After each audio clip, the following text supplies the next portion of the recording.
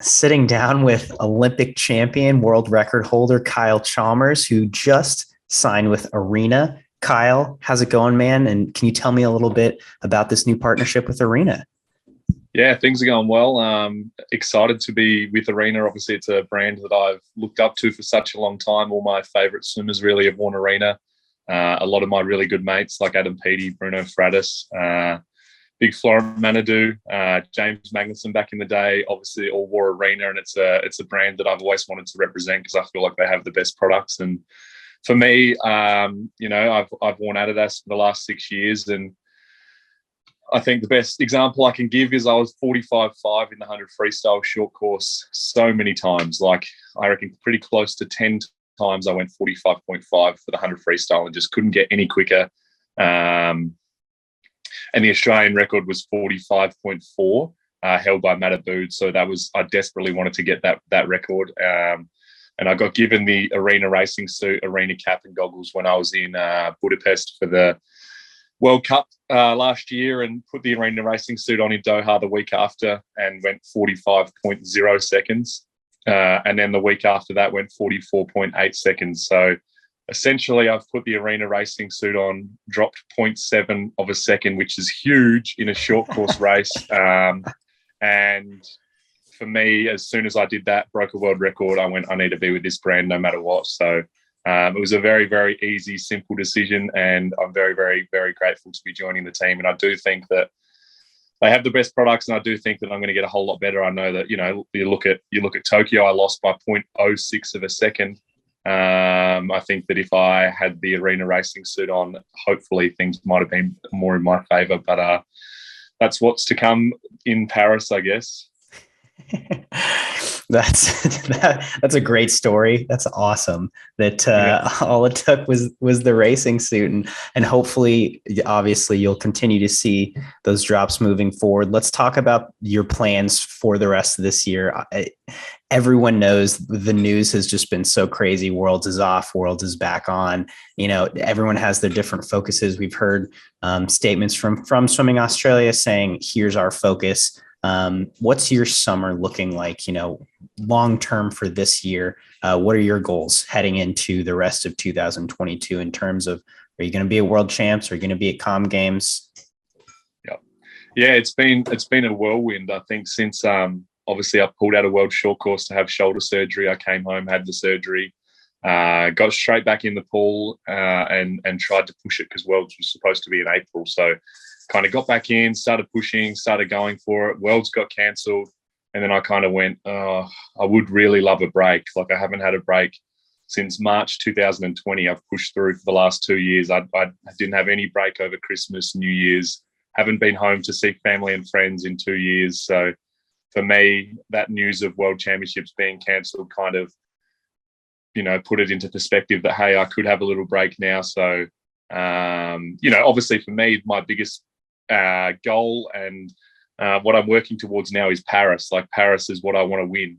So for me, it's like if I have this break and a little bit of a timeout now, I know that I'm going to be successful in Paris because I'm not going to get a years down the track and be like, oh, I'm feeling burnt out. I need to have some time off with my friends and family. So for me, it's the perfect time, perfect opportunity to just unwind a little bit, have a real hard reset on everything. Obviously, the last 2 years has been overwhelming in so many ways. 2 shoulder surgeries, getting a silver medal by 0.06 of a second, breaking a world record, the Olympics being postponed and back on. Like there's been so many different challenges kind of thrown at me that I, as a swimmer and as an athlete, you bottle everything up and never kind of work through it in that period of time. You kind of just go, you push it aside to focus on that end goal, which is the Olympic Games.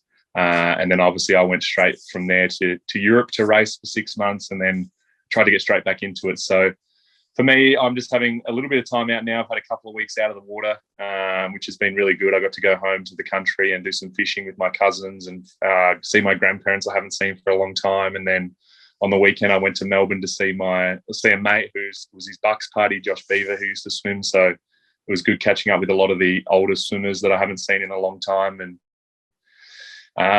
now I'm back in Adelaide. I'll meet with my coach, Peter Bishop, this week at some stage and kind of come up with a bit more of a plan. But for me, Commonwealth Games is always is the main focus. Obviously, they're every 4 years, and I managed to win a few titles at the last one. Unfortunately, lost the title that I was chasing, the 100 freestyle. I was silver in, so gives me more motivation to get back and do that. And the World Championship stuff's just been so much of a whirlwind that it's kind of almost turned me off of it a little bit. But if my coach decides that's what's going to be best for me to be successful in Paris, then that's what we'll do. But I think for me, it's about having probably a little bit more of a relaxed year to get my shoulders and body completely right, get my mind completely right, and then start that real massive push for Paris. And hopefully my body responds quite well, that it gives me more than 6 months preparation this time, and I'm able to have 2 years of preparation. That would be beautiful.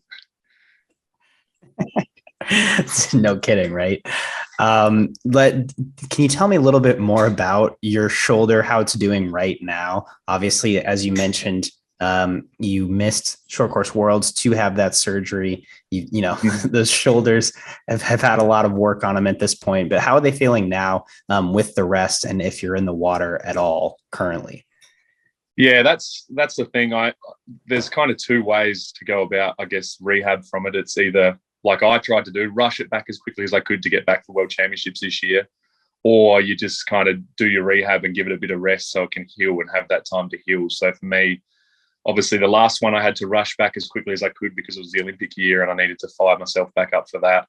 This time I thought it's the World Championships, I need to fire myself up, so I tried to rush it back. And I think the hardest thing for me is that if it was the 4 hours I was in the pool a day that my shoulders were in pain, I'd be able to manage that. Like, that would be fine with me.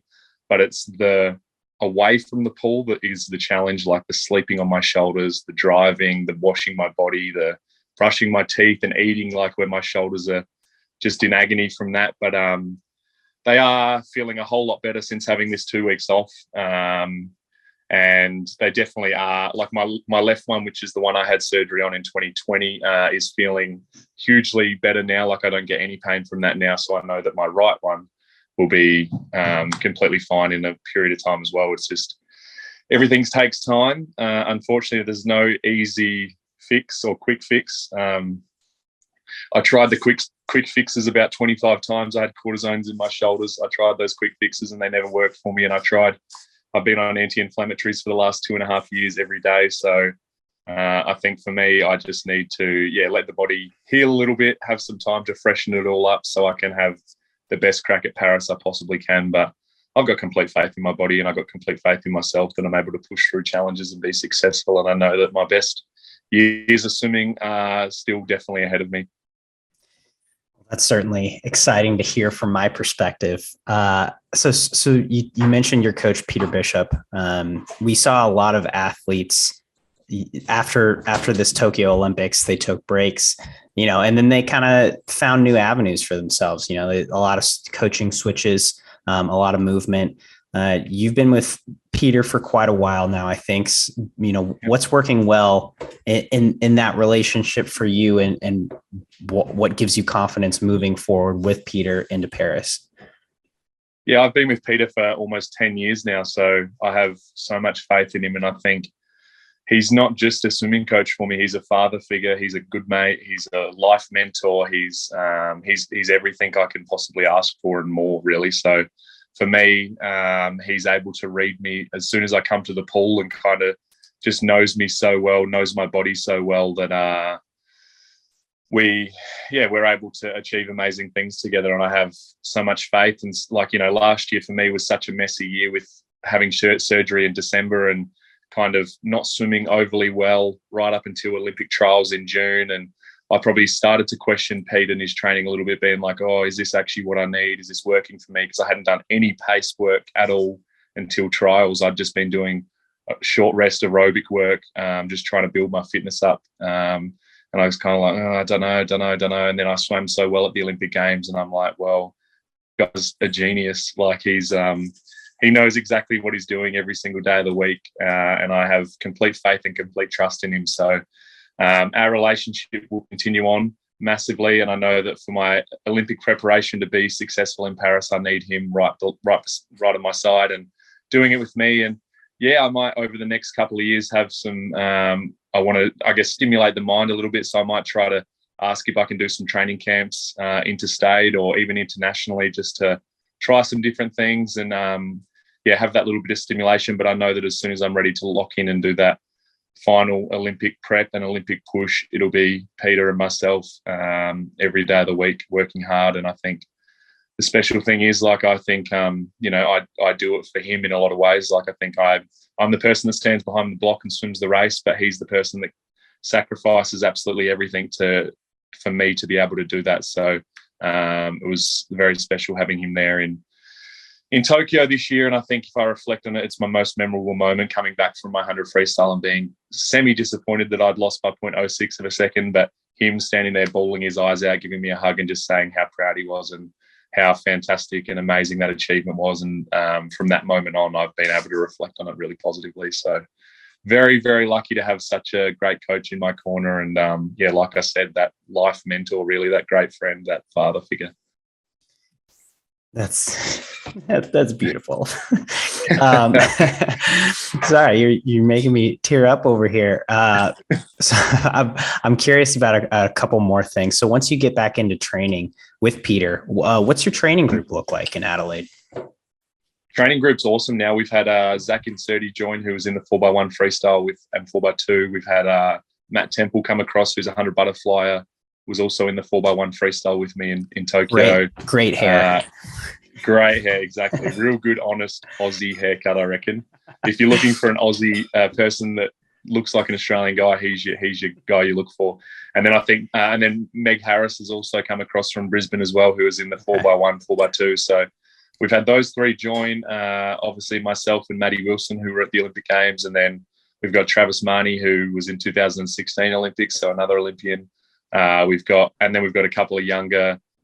James McKetney, who went to Commonwealth Games for the 50 breaststroke, and then we've got a couple of young girls that are coming through as well. So the training squad, is awesome. It's pretty elite, especially for Adelaide. Normally we've had kind of one person on the team, or sometimes no one on the team. So now to have a big group of elite swimmers, it's going to be very special for me to be able to push myself. I've never had a training partner, so to be able to actually train against guys who are doing similar paces, similar times to me will be exciting and probably scary in a way as well. I think I'll just continue to get better because I'm very competitive. I don't like losing from the warm up to the cool down. So I think I'm on for a couple of pretty good years ahead.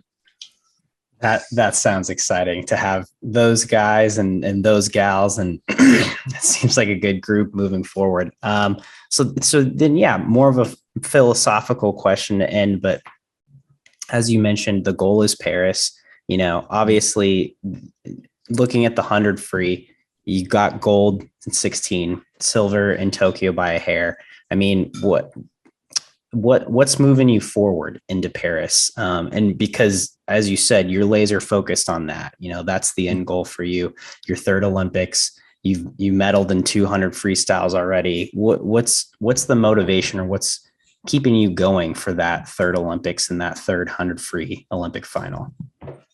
The envisionment of having a gold medal sandwich. I think that's you got the gold medal, the silvers, the piece of ham in the middle, and you have the gold medal at the top. So for me, that would be very special. But I think for me, the biggest thing is, like, I lost by 0.06 of a second. And I think that's all the motivation and determination that I need to come back and do it all again. I think it would have been extremely challenging if I rocked up in Tokyo after just having shoulder surgery, won the 100 freestyle and broke the world record. Say, like, how do you mentally kind of come back from that and be like, yeah, I can push on for another Olympics. But to go there and lose by just my reaction time off the blocks, it motivates me more than anything to be back there and like I said, win that gold medal sandwich. So I think, the fire in the belly is definitely stronger than it's ever been. That's such a sensational answer.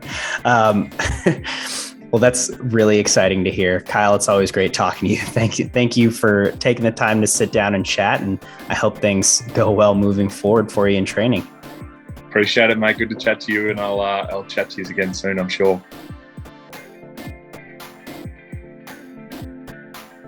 You've been listening to the Swim Swam podcast. Stay tuned for new episodes every week. You can take Swim Swam podcast on the go by subscribing on your favorite podcast platform. Look for links in the description below, and be sure to subscribe to our YouTube channel for more videos as well.